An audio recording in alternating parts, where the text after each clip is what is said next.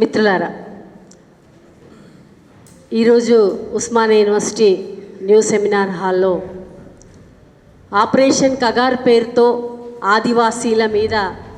ఆదివాసీల హననానికి పాల్పడుతున్న వాటిని వ్యతిరేకిస్తూ సిపిఐ మావోయిస్ట్ పార్టీతో చర్చలు జరపాలి అంటూ పెట్టినటువంటి సెమినార్ని సిపిఎంఎల్ మాస్ లైన్ పార్టీగా గత 2 నెలల నుంచి కూడా మా పార్టీ చర్చలు జరపాలి అనేటువంటిది మాట్లాడుతూ ఉన్నాం. రెండవది, హననానికి పాల్పడేటువంటి చంపేటువంటి హక్కు కేంద్ర ప్రభుత్వానికి లేదు, ఎవరికీ లేదు. దానిని కూడా మేము తీవ్రంగా వ్యతిరేకిస్తూ మా కార్యాచరణ కూడా చేశాం. ఈరోజు విద్యార్థులుగా ఆలోచించాల్సినవి మన ముందుకు చాలా విషయాలు వచ్చాయి. ఏంటవి? ఒకవైపు ఆదివాసీ ప్రాంతాల మీదనే, అటవీ ప్రాంతాల మీద, అట్లాగే ఎక్కడైతే కొండలు గుట్టలు ఉన్నాయో ఆ కొండలు గుట్టలు ఉన్న ప్రాంతాల మీద ఎందుకు దాడి జరుగుతోంది, ఎందుకు అక్కడ ఉన్నటువంటి వాళ్ళందరినీ ఖాళీ చేయించి బయటికి పంపించాలనుకుంటుంది కేంద్ర ప్రభుత్వం? దాని లక్ష్యం ఏమిటి, దాని ఆశయం ఏమిటి? దాని లక్ష్యం ఆశయము చాలా స్పష్టంగా, ఎక్కడైతే కొండలు గుట్టలు వాగులు ఉన్నాయో, ఎక్కడైతే పెద్ద పెద్ద ఖనిజ సంపద వాటి కింద దాగి ఉంది, ఆ ఖనిజ సంపద పైన కార్పొరేట్ కంపెనీలకు, ఈ దేశంలో ఉన్నటువంటి బడా పారిశ్రామికవేత్తలకు దాన్ని దారాదత్తం చెయ్యాలి అనేటువంటి ప్రయత్నం ఈ కేంద్ర ప్రభుత్వం, బీజేపీ ఆర్ఎస్ఎస్ ప్రభుత్వం చాలా తీవ్ర ప్రయత్నం చేస్తుంది. అందుకే ఆదివాసీల మీద, దళితుల మీద, హక్కుల కోసం మాట్లాడే వాళ్ళందరి మీద కూడా, ప్రజల మీద, రైతుల మీద, మహిళలపైన, యువకులపైన, విద్యార్థులపైన, నిరుద్యోగ సమస్య పరిష్కారం కావాలని మాట్లాడే వాళ్ళందరిపైన కూడా దాడికి పాల్పడుతుంది అనే విషయాన్ని గుర్తించాల్సిన అవసరం ఉంది. ఇది ప్రజాస్వామ్య దేశం అని అనుకుంటున్నప్పుడు, ప్రజాస్వామ్యం పైన, కాన్స్టిట్యూషన్ పైన ప్రమాణం చేసినటువంటి కేంద్ర ప్రభుత్వం ఆ ప్రమాణానికి కట్టుబడి ఉండనప్పుడు ప్రజలుగా, యువకులుగా, విద్యార్థులుగా ఏం చెయ్యాలి? మన హక్కుల కోసం మనం మాట్లాడాలా లేదా? హక్కులన్నీ హరించి వేస్తున్నప్పుడు, కార్మిక హక్కులు హరించి వేయబడుతున్నప్పుడు, అన్ని రకాల హక్కులు లేనప్పుడు అది ఎన్మాస్గా ప్రజా ఉద్యమంగా మార్చి పోరాడగలిగినప్పుడు ఖచ్చితంగా మన హక్కులు మనల్ని నిలబెట్టుకోగలుగుతాం, మన హక్కుల్ని మనం కాపాడుకోగలుగుతాం. అందుకనే ఈరోజు శాంతి ఎందుకు కోరుకుంటున్నాం? అశాంతికరమైన పరిస్థితులు దేశంలో ఉన్నాయి, ఆందోళనకరమైన పరిస్థితులు దేశంలో ఉన్నాయి. నిరుద్యోగులకు ఉద్యోగం రాని పరిస్థితుల్లో చాలా తీవ్ర అసంతృప్తితో ఉన్నటువంటి పరిస్థితి. కార్మికులు కార్మిక హక్కుల కోసం అడగగలిగే పరిస్థితులు లేకుండా కార్మిక చట్టాల్లో మార్పులు తీసుకొస్తున్న పరిస్థితులు ఉన్నాయి. మహిళలు ఈరోజు ఛత్తీస్గఢ్ ప్రాంతం, ఇందాక చాలామంది వక్తలు చెప్పారు, అక్కడ ఉన్నటువంటి ఆదివాసీ మహిళల్ని అత్యంత కిరాతకంగా, దుర్మార్గంగా రేపులు చేస్తూ, అత్యాచారాలు చేస్తున్నటువంటి ఘటనలు కూడా వెలుగులో ఉన్నాయి. ఇలాంటి ఘటనలు దేశంలో విపరీతంగా కూడా పెరిగాయి ఇటీవల కాలంలో. వాటిపైన కూడా మన పౌరులుగా మన స్పందన ఏమిటి అనేది ఆలోచించాల్సిన అవసరం ఉంది. వాటి మీద కూడా పోరాడాల్సినటువంటి అవసరం ఉంది. అట్లా అన్ని రకాల హక్కులకి ఈరోజు నష్టం వాటిల్తోంది. హక్కులు అడగకుండా, ప్రశ్నించకుండా ఉండడానికే కేంద్ర ప్రభుత్వం మరీ ముఖ్యంగా ప్రయత్నం చేస్తూ ఉన్న నేపథ్యంలో భావాలకు ఒక విచిత్రకరమైనది ఇందాక తమ్ముడు చెప్పాడు. ఉస్మానియా యూనివర్సిటీలో ఆదివాసీలని ఆపరేషన్ కగార్తో చంపాలి అనేటువంటి నినాదంతో ఊరేగింపు ఒక విద్యార్థి సంఘం తీసింది అంటే ఇంతకు మించినటువంటి దుర్మార్గమైన ఆలోచన ఆ సంఘ్ పరివార్ శక్తుల, ఆర్ఎస్ఎస్ బీజేపీ శక్తుల ఆలోచన ఎలా ఉంది అని గమనించాలి. చంపండి, చంపాలి, చర్చలు జరపొద్దు అని మాట్లాడుతుంది. అంటే కేవలం ఆపరేషన్ కగార్ పేరుతో ఛత్తీస్గఢ్ గురించి కాదు చర్చ. మొత్తం ఉద్యమాలు ప్రశ్నిస్తూ, పోరాడుతూ, హక్కుల కోసం పోరాడే వాళ్ళందరినీ చంపండి అనే చెప్పే నినాదాన్ని ఒక విద్యార్థి సంఘం తీసుకొని ప్రచారం చేస్తూ ఉంది అంటే దేశవ్యాప్తంగా దానికి తగిన ప్రజల ఓట్లతో నెగ్గినటువంటి బండి సంజయ్ లాంటి వాళ్ళు ఇతరులు కూడా చర్చలు జరపొద్దు, ఆ పని చేయకండి అని చెప్పి మాట్లాడుతున్నారంటే, ప్రజా ఓట్ల ద్వారా నెగ్గిన మనుషులు అంత నిస్సిగ్గుగా మాట్లాడే పరిస్థితి ముందుకొచ్చింది అంటే, ఎక్కడో ఒక చోట ప్రజా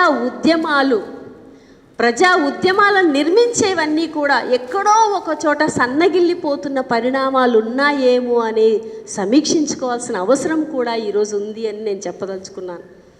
ఆ రకంగా సరే వాళ్ళు మాట్లాడతారు, మన కార్యాచరణ ఏంటి, వాళ్ళ ఆలోచన అదే, వాళ్ళ భావాలు కూడా అవే, వాళ్ళ ప్రచారం చేసేవి కూడా అవే. ఎందుకంటే రాజ్యం వాళ్ళ చేతిలో ఉంది, అధికారం వాళ్ళ చేతిలో ఉంది. రాజ్యాధికారంలో కాన్స్టిట్యూషన్కి భిన్నంగా వ్యవహరించే కార్యాచరణ వాళ్ళదైనప్పుడు మనం ప్రజా ఉద్యమం ద్వారా వాళ్ళ చెంప చెళ్ళుమనిపించాల్సిన అవసరం ఉంది. ప్రజా ఉద్యమమే, ప్రజల్లో ప్రజా సమస్యల మీద పోరాడుకుంటూ వెళ్ళడమే పరిష్కారాన్ని ఇస్తుంది తప్ప అంతకు మించిన ఇంకొక పరిష్కారం లేదు. వాళ్ళ భావాలతో ఈరోజు బహిరంగంగా చంపొచ్చు అనేటువంటి నినాదాన్ని వాళ్ళు తీసుకున్నారంటే, మరి విద్యార్థి ఉద్యమంలో విద్యార్థి సమస్యల కోసం పోరాడే వాళ్ళని కూడా చంపుతారనే కదా అర్థం. వాళ్ళ ఆలోచన అదే కదా అర్థం. వాళ్ళు అలా ఉద్యమాలని మనుషుల్ని చంపుకుంటూ పోతామని చెప్పే భావాలని ఈరోజు మన విద్యార్థి సమూహంలో సమాజంలో ప్రచారం చేసుకుంటూ పోతూ ఉంటే, వాటిని మనం సహిద్దామా లేదా, దానికి వ్యతిరేకంగా నిలబడదామా లేదా అనేటువంటి ఆలోచన విద్యార్థి సమూహము, యువకులు, మేధావులు కూడా చేయాల్సినటువంటి అవసరం ఉంది.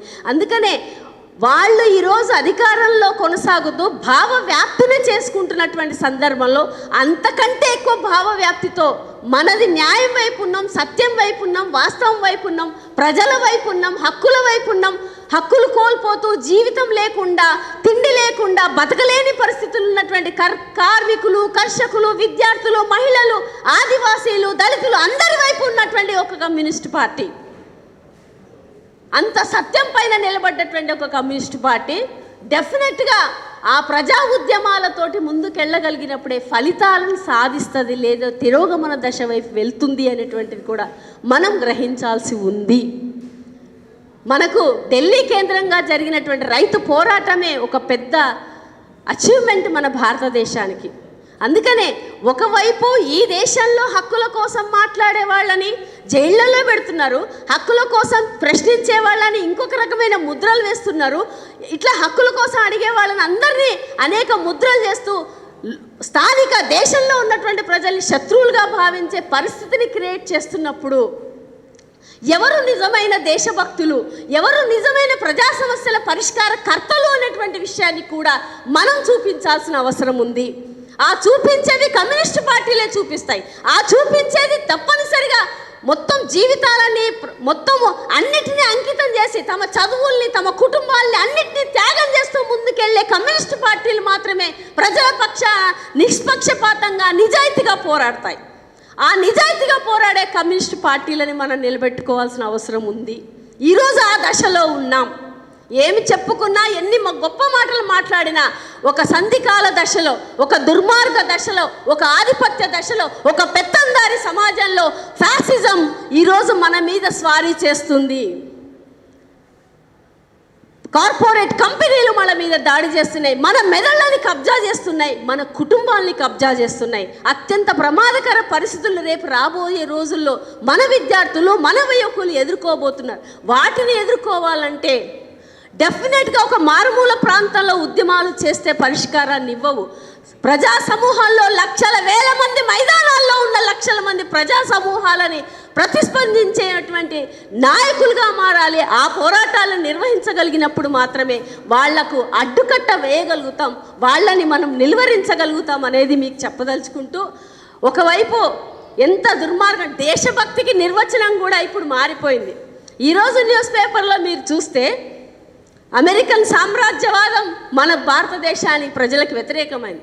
అమెరికన్ సామ్రాజ్యవాద ట్రంప్ ఏం చెప్పాడంటే, 0 ట్యాక్స్తో భారతదేశంలోకి అన్ని వస్తువులను దిగుమతి చేసుకోవడానికి ఒప్పందం జరిగింది అని ప్రకటించింది. మరి ఈ దేశ ప్రజల గౌరవం ఏం కావాలి? ఈ దేశ ప్రజల కార్మికులు ఉత్పత్తి చేసే శ్రమజీవుల పరిస్థితులు ఏం కావాలి? ఈ దేశంలో ఉన్నటువంటి విద్యార్థుల పరిస్థితులు ఏం కావాలి? యువకుల పరిస్థితి ఏం కావాలి?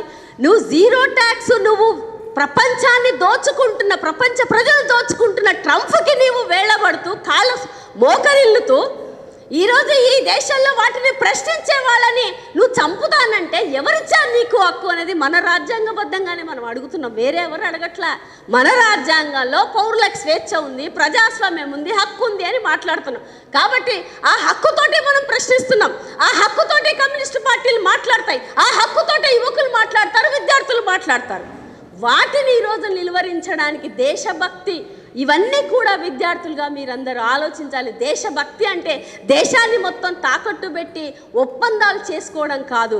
దేశభక్తి అంటే ఈ దేశ ప్రజలు మట్టి మనుషులు కాదు, దేశం అంటే మట్టి కాదు మనుషులు అనేటువంటి చైతన్యంతో నిజమైన విద్యార్థి సమూహంగా దేశం కోసం, దేశ భద్రత కోసం, దేశ ప్రజల కోసం, కార్మికుల కోసం, కర్షకుల కోసం, విద్యార్థుల కోసం, యువకుల కోసం ఆలోచించి పోరాడాలి. వ్యక్తులుగా కాదు, సమూహంగా, సమిష్టిగా ఎక్కువ మంది ప్రజలతో మనం వాటిని ప్రతిఘటించగలిగినప్పుడే మంచి ఫలితాలను సాధించగలుగుతాం. అందుకనే ఈ అనుభవాలను కూడా ఉద్యమించే కమ్యూనిస్టు పార్టీలు డెఫినెట్గా అంగీకరించాలి, స్వీకరించాలి, సమీక్ష చేసుకోవాలి. ఆ రకమైన పోరాటాల ద్వారా మాత్రమే మనం అచీవ్మెంట్ చేసుకుంటాం. ఎస్, చర్చలు జరపాలి డెమోక్రటిక్గా. ఒక పార్టీ కోరుకుంటున్నప్పుడు డెఫినెట్గా మావోయిస్ట్ పార్టీ కోరుకుంటుంది, కాల్పుల విరమణ చేస్తూ కూడా చర్చలు జరపాలని కోరుకుంటున్నప్పుడు తప్పనిసరిగా కేంద్ర ప్రభుత్వం చర్చలు జరపాలని మరోసారి చెప్తూ థ్యాంక్ యూ వెరీ మచ్ నాకు ఈ అవకాశం ఇచ్చింది.